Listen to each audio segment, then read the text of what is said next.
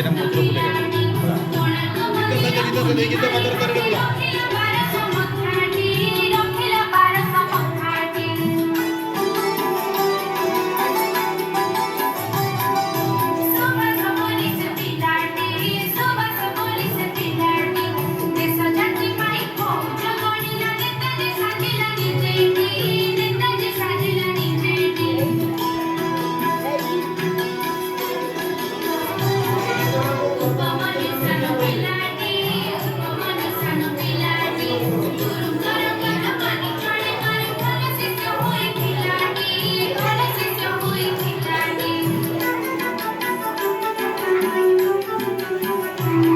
समस्त को भेड़ा साहाय्य 64 पड़ा जेनापुर घाट दे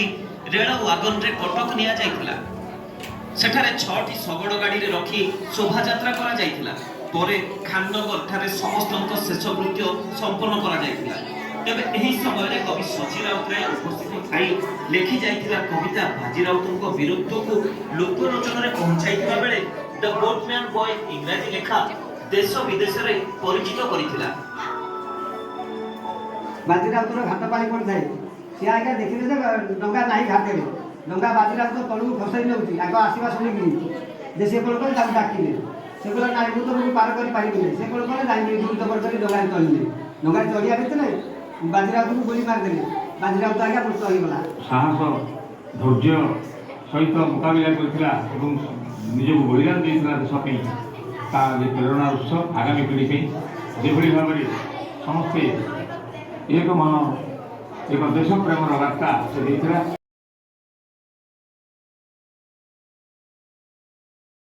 राउतଙ୍କ 84तम श्राद्ध दिवस भुवन काली बजार स्थित बाजी राउतଙ୍କ प्रतिमूर्ति रे पुष्पमाल्य अर्पण करी तांको श्रद्धांजलि दिया जाइछि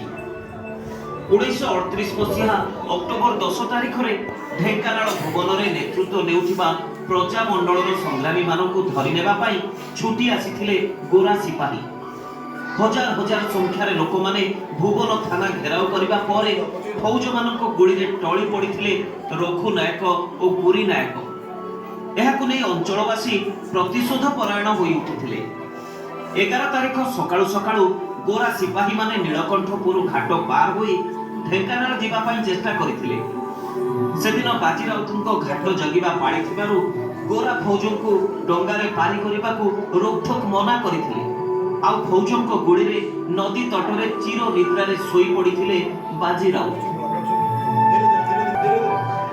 सेदिन घाट पाळीथिला पाळीतर से घाट गले ए डंगार झामला आगर से डंगार छाड़ी दे मारले तेणु जेहेतु से देश जाइए आम एत बहुत गर्वित आउଛନ୍ତି ଇଂରେଜ ମାନେ ସେଠୁ ଡଙ୍ଗାଟାକୁ ଫିଟେଇକି ଫସେଇ ନେଉଥିଲା ସେଠୁ ଡାକିଲି କହିଲେ ଡଙ୍ଗା ଆଣେ ଡଙ୍ଗା ଆଣେ କହିଲେ ନା ମୁଁ ପାରେଇବି ମୁଁ ତମକୁ ପାରେଇବି ଏମିତି କହିଲା ଗୁଳି ଲଗେଇଦେଲେ ପଡ଼ିଗଲା ଉଡ଼େଇଦେବା ମୁଁ ପାଳନ କରୁଛି 22 ବର୍ଷରେ ତେଣୁ ପରବର୍ତ୍ତୀ ବର୍ଷମାନଙ୍କରେ ଚେଷ୍ଟା କରାଯାଉଛି ଦୁଇଟା ଯାକ କାରଣ ଜନ୍ମ ହେଲେ ଶହୀଦ ହେବାର ପ୍ରଶ୍ନ ଉଠି ପଡ଼େ ଏହି ଘଟଣା ପରେ ଗ୍ରାମ ତତ୍ତ୍ୱ ସେ ବୁଝିଥିଲେ ଯେ ବଣ ଜଙ୍ଗଲର ପଶୁ ପକ୍ଷୀମାନେ ମଧ୍ୟ ପାଟଳି ସ୍କୁଲର ସ୍ୱାଧୀନତା ଦିବସ ପାଳନ କରୁଛନ୍ତି ସେମାନେ ବି ଆଜି ସ୍ୱାଧୀନ ହେଇଛନ୍ତି ସେ କରିଛି କି এই মুক্তিযোদ্ধা ଏ ବାଜିର 12 ବର୍ଷ ଥିଲା ଗୋଟେ ଏବେ ନିକଟରେ ଗୋଟେ ଘଟଣା ଘଟିଛି ଶୁଣୁଛି ଧାମନଗର ଗୋଟେ ବଙ୍ଗାଳୀପଡ଼ା ବୋଲି ଗୋଟେ ଗାଁ ଅଛି ସେ ବଙ୍ଗାଳୀପଡ଼ା ଗାଁ बाट देकी नुआ जिलापाल जी आसन जाऊले के जाउले जिलापाल सुबुझे नहीं जिलापाल जाउता समय छोटिया पिलाटे तृतीय श्रेणी पिलाटे सुबुझे तृतीय श्रेणी पिलाटे से स्कूल छुट्टी जाउता गला बेले देखिला तको गाँ दांडर गोटे पानी टेप अच्छी कौन अच्छी से पानी टेप के खोली देकी से जोर द्रुत गति रे चरचर शब्द करके पानी गुड़ा सब भासी भासी आवाज हो कलेक्टर सही बाटे दे जाऊँ गाड़ी देखिले छोट पिलाटी सांग मान सहित गला बेले निजे कौन कला दौड़ी जाइए पानी टेपटा कौन कला बंद करदेला जिलापाल दूर थी देखी ने पिलाटी जाऊँ कौन करूँ देखा पानी पीबो कि धोई हबो ते देखिले से पानी टैप टाइट कर देई पुणी दौड़ी के आसी सांग मान सहित चल चल जाଉଛି जिलापाल आसी ता पाखे गाड़ी उठते डाकिले से पिला सब पिला दौड़ी पड़े ये भी दौड़ी पड़े ताको लोक पटे डाकी जाने पड़े से पिला टी डाको से जो बैग कला बैग टी नहीं जाଉଛି तो डाको डाकला परे ता पचारे तो ना कोन तो बापा ना कोन स्कूल को स्कूल पाठ पढछु को स्कूल को सार में ना को ता ना कइले तृतीय श्रेणी पिला ता ना कइला विकास दल से विकास दल ता ना कइला एवं से को स्कूल पढुछि पळै गेल लेकिन गेले डायरी गाड़ी रे बसी डायरी लेकिन गेले जाई के डीआई की कहले जिला रे कहले देखा करियो से देखा कला पर कहले हमके स्कूल लो ननिया की स्कूल लो तृतीय श्रेणी छात्र विकास दल ताको टिके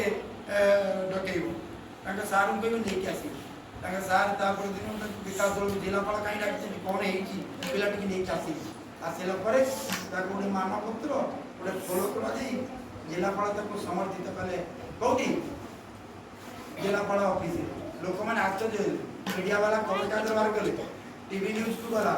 जे पिलाटी ए प्रकार एता द्रुत कार्य अर्थात जल को जल होची हमर जीवन जल होची हमर जीवन जल बिना मुक्ति नाही किंतु पिलाटी किछि करि नाही पिलाटी ता मानसिकता भीतर जाई कि पानी डेप्टी कोन गला बम एती काम से करि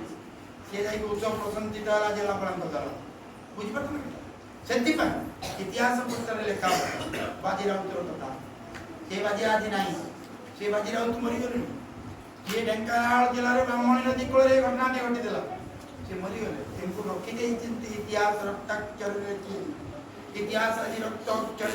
बने जाई मंडी सही बाजीराव जी सेमिति तो मान तो आते साथ जाओ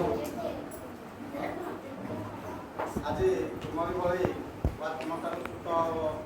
12 वर्षर सर्वकनिष्ठ मुक्तियोद्धा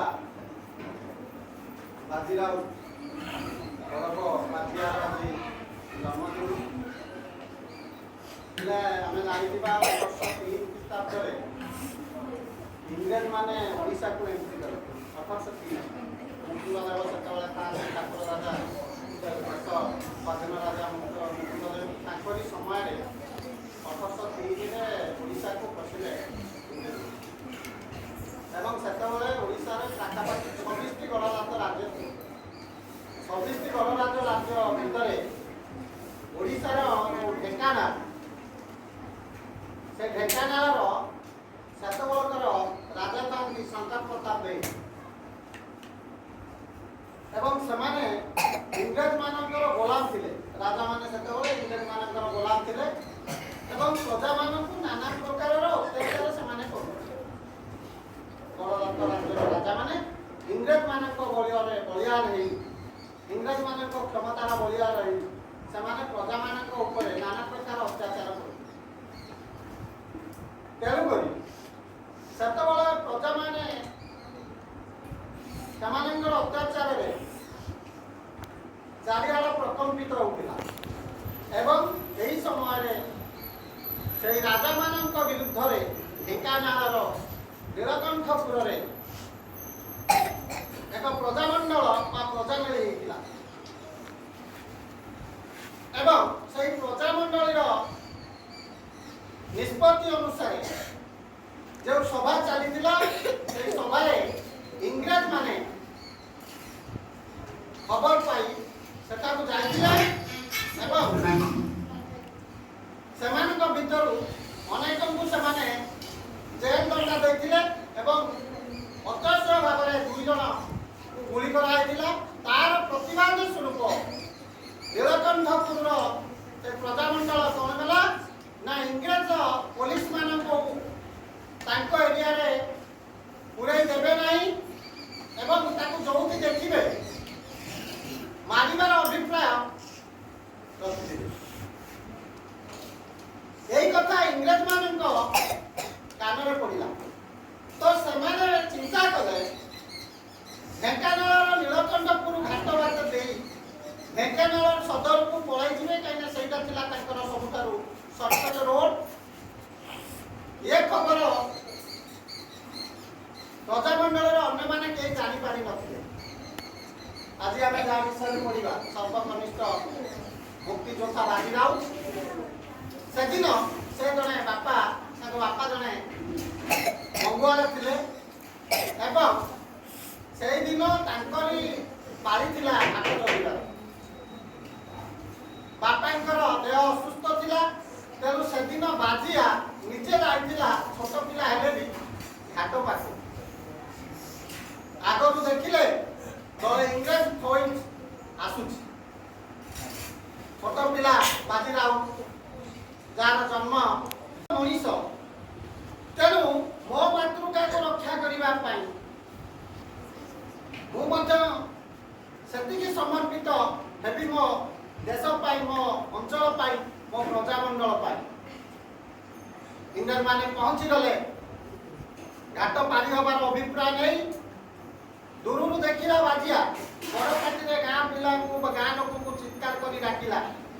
ଏଇ ବାଟେ ଇଂରେଜ ଫୌଜ ଯାଉଛନ୍ତି, ଦୌଡ଼ିକି ଆସ, ଏଇମାନେ ଯାଉଛନ୍ତି। ୟାର ଖବର ପହଞ୍ଚିଗଲା ତାଙ୍କ କାନରେ। ହଠାତ୍ ଜଣେ ଆସିକି ବନ୍ଧୁକ ମୁନର ପଛପଟରେ ଜଣେ ଇଂରେଜ ସୈନ୍ୟ ତାକୁ ଆଘାତ ଦେଲା, ପଡ଼ିଗଲା ବାଜି ରାଉତ।